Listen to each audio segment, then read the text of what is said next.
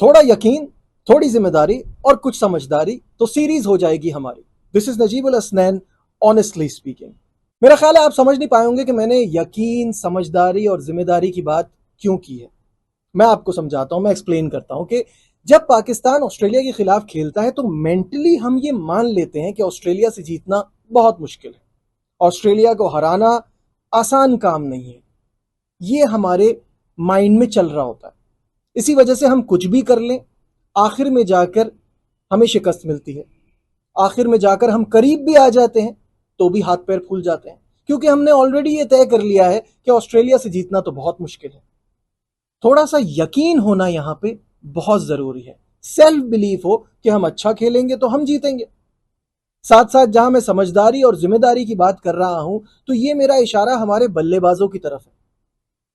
अगर नसीम और शाहीन बॉलर्स होकर कुछ कंट्रीब्यूट कर सकते हैं, मैच को एक ऐसी पोजीशन में पहुंचा सकते हैं जहां से जीतने के चांसेस बढ़ जाए, तो हमारे बैटर्स क्यों नहीं कर सकते? उन पर यह जिम्मेदारी नहीं बनती कि वो फोकस करें, कुछ स्कोर करके दें, ताकि आगे बॉलर्स को भी सपोर्ट मिले। और जहां नसीम और शाहीन की बात कर रहा हूं, तो ऑल्दो शाहीन है तो मेनली बॉलर, लेकिन उन पे अब आहिस्ता आहिस्ता लोग उनको, बल्कि वो खुद तो ये समझ ही रहे हैं कि वो एक ऑलराउंडर हैं, तो इतना अच्छा खेलते खेलते उन्होंने भी बिला वजह में विकेट थ्रो कर दी। साथ साथ हमारे ओपनर्स साइम और अब्दुल्ला कह कह के थक गए कि भाई इतनी आसानी से पाकिस्तान के लिए किसी को इतने मौके नहीं मिलते। जितना पाकिस्तान क्रिकेट ने इन पे इन्वेस्ट किया है, इनका तो फर्ज बनता है कि ये परफॉर्म करें, लेकिन इनको अपनी विकेट की अहमियत का अंदाजा ही नहीं है। इस बार लगा था कि रियलाइज करेंगे कि ये गोल्डन अपॉर्चुनिटी है, यहाँ फखर जमान नहीं है, यहाँ इमामुल हक नहीं है, आपको कहाँ मौका मिलेगा। रन करते और अपनी जगह को सीमेंट करने की कोशिश करते, लेकिन पहले वनडे में तो ऐसा नहीं हुआ। इरफान खान ने बड़ा इंप्रेस किया है। वो बैटिंग में तो कुछ नहीं कर पाए, अनलकी रहे, लेकिन विथ फील्डिंग इन्होंने एक बड़ा पॉजिटिव इम्पैक्ट छोड़ा है। और मैं तो बहुत टाइम से कह रहा हूँ, पाकिस्तान की जो क्रिकेट सर्किट है पूरा, उसमें Irfan Khan is the best fielder, बेहतरीन फील्डर है वो। तो उससे देखे कितना फायदा होता है एक अच्छी फील्डिंग होने से।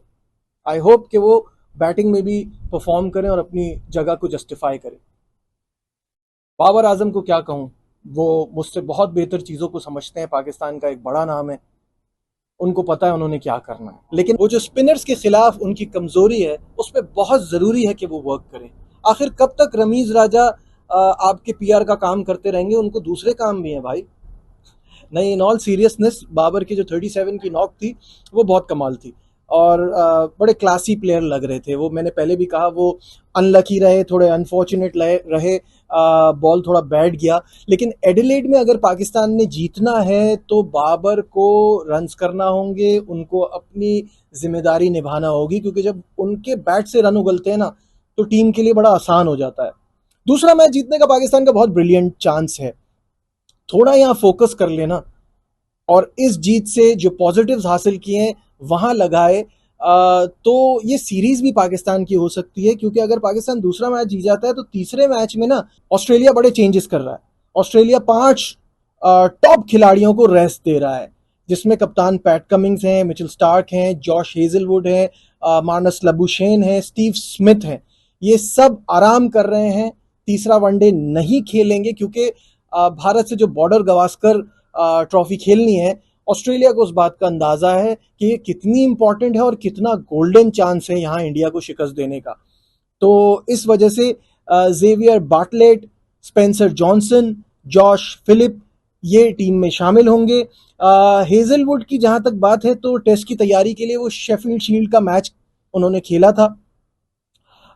वो दूसरे वनडे में पाकिस्तान के लिए दस्तयाब होंगे, लेकिन क्रिकेट ऑस्ट्रेलिया ने यह बता दिया है कि हेजलवुड तीसरा वनडे नहीं खेलेंगे, तीसरा मैच नहीं खेलेंगे। कमिंस की जगह जॉश इंग्लिश तीसरे वनडे में ऑस्ट्रेलिया की क़यादत करेंगे। और ये याद रहे कि T20 में भी जॉश इंग्लिश ही ऑस्ट्रेलिया के कप्तान होंगे। और पाकिस्तान टीम के लिए बड़ा अच्छा मौका है सीरीज अपने नाम करने का, क्योंकि तीसरे मैच में उनके स्टार प्लेयर्स मिसिंग हैं। तो अगर दूसरा मैच हम जीत जाते हैं, तो ये सीरीज अपने नाम हो सकती है। बट यहाँ बहुत ज़्यादा ख्याल करना होगा, और जहाँ आपने ऑस्ट्रेलिया को हल्का लिया या ओवर कॉन्फिडेंस का शिकार हुए, सीरीज ऐसे हाथ से निकल जाएगी। तो समझदारी से खेलना है, जिम्मेदारी से खेलना है और अपने आप पर यकीन रखना है। खैर, मूविंग ऑन, अब अक्रॉस द बॉर्डर जाते हैं और कुछ बात करते हैं इंडिया की, जहां न्यूजीलैंड के खिलाफ वाइट वॉश शिकस्त के बाद इंडियन क्रिकेट में एक भूचाल आ गया और अब ये कहा जा रहा है कि बोर्ड ने भी अब स्टार प्लेयर से, सीनियर खिलाड़ी से डिमांड कर दी है परफॉर्मेंस की। और जो सोशल मीडिया पे चल रहा है ना, किस किस्म की बातें आ रही हैं, उनके शिफ्ट होने से फर्क पड़ रहा है, कप्तान जो है वो छुट्टियों पे चले जाते हैं बड़ी सीरीज के बीच में, ये सब फजूल बातें हैं। देखिए, you have to realize Indian team ने बहुत परफॉर्म किया है, बहुत डिलीवर किया है, एक सीरीज से ऐसी बातें नहीं होनी चाहिए। और क्या रोहित शर्मा और विराट कोहली के लिए आप ये बातें करेंगे? उनके अंबार है परफॉर्मेंसेस के। तो you have to calm down and relax. Relax करने का एक्चुअली मौका इस वजह से नहीं मिल रहा कि एक तो इतनी खतरनाक शिकस्त हो गई और ऊपर से अब फॉर्मर कैप्टन रिकी पॉन्टिंग के स्टेटमेंट, वो उन्होंने, आपको याद होगा मैंने एक वीडियो में कहा था कि अभी तो 4-5 महीने पड़े हैं और अभी से पॉन्टिंग ने कह दिया है कि 3-1 से बॉर्डर गवास्कर सीरीज ऑस्ट्रेलिया के नाम रहेगी। वो उन्होंने अपने उस स्टेटमेंट को दोबारा याद दिलाया और उसकी कुछ वजाहत भी की है और उन्होंने कहा अब तो मुझे जो सिचुएशन है और ज़्यादा इस बात पे बिलीव हो गया है। नंबर 1, उन्होंने ये कहा है कि ये होस्ट के पास बड़ी ज़बरदस्त अपॉर्चुनिटी है, क्योंकि न्यूजीलैंड से शिकस्त के बाद बहुत बातें चल रही हैं और प्रेशर जो है वो इंडिया के ऊपर होगा, क्योंकि एक बहुत खतरनाक शिकस्त है, शर्मनाक शिकस्त है। तो उनका मुराल डाउन होगा और होस्ट जो है इस पे कैपिटलाइज कर सकते हैं। साथ साथ उन्होंने ये कहा कि शामी की अदम मौजूदगी उनके लिए बहुत बड़ा मसला है, क्योंकि आपको याद होगा कि लास्ट ईयर नवंबर से शामी जो हैं वो इंजरीज का शिकार हैं और वो भारत को रिप्रेजेंट नहीं कर रहे हैं, तो उनकी बहुत कमी महसूस होगी, जिसपे रिकी पॉन्टिंग ये समझते हैं कि अब उनके लिए 20 विकेटें लेना इंडिया के लिए बहुत बड़ा मसला हो गया और ये उनको तंग करेगा विदाउट शामी।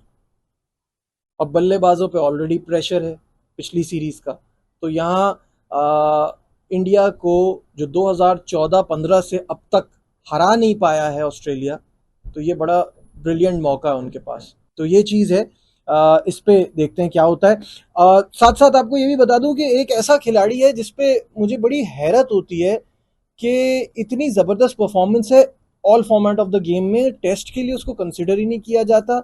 और अगर जो रैंकिंग आप देखें तो कल तक वो शख्स 7वें नंबर पर मौजूद था और आज क्योंकि नई रैंकिंग आई है आईसीसी की, तो उसमें वो एक नंबर नीचे आ गए हैं क्योंकि उनको खेलने का मौका नहीं मिला था। मैं अक्षर पटेल की बात कर रहा हूँ और अक्षर पटेल की परफॉर्मेंस इतनी ज़बरदस्त रही है, इसके बावजूद भी उनके ऊपर ना T20 का एक टैग लगा हुआ है जो बहुत अजीब है।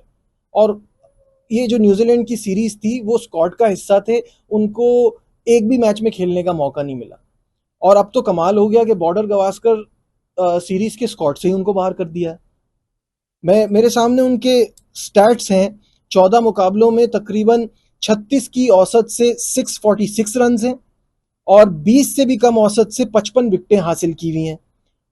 5 विकेट्स हॉल हैं, एक 10 विकेट हॉल है और 4 निफ्ट सेंचुरियां स्कोर की हैं। तो अक्सर इतना शानदार प्लेयर है और उसको पता नहीं क्यों जो है वो समझते हैं कि वो टेस्ट का प्लेयर ही नहीं है, यानी उसका फोकस जो है वो सारा वहाँ है। उसको अब जनूबी अफ्रीका की सीरीज जो T20 सीरीज है उसमें शामिल कर लिया है और बॉर्डर गवास्कर में वो है नहीं। तो मेरे हिसाब से तो ये नाइंसाफ़ी है। बाकी आप क्या समझते हैं, पाकिस्तान को क्या करना चाहिए, हिंदुस्तान का क्या प्लान होगा इस बॉर्डर गवास्कर सीरीज़ के लिए? मुझे कमेंट्स में ज़रूर बताइएगा। लाइक, शेयर, सब्सक्राइब, देखते रहिए Najibul Hasnain honestly speaking. Bye.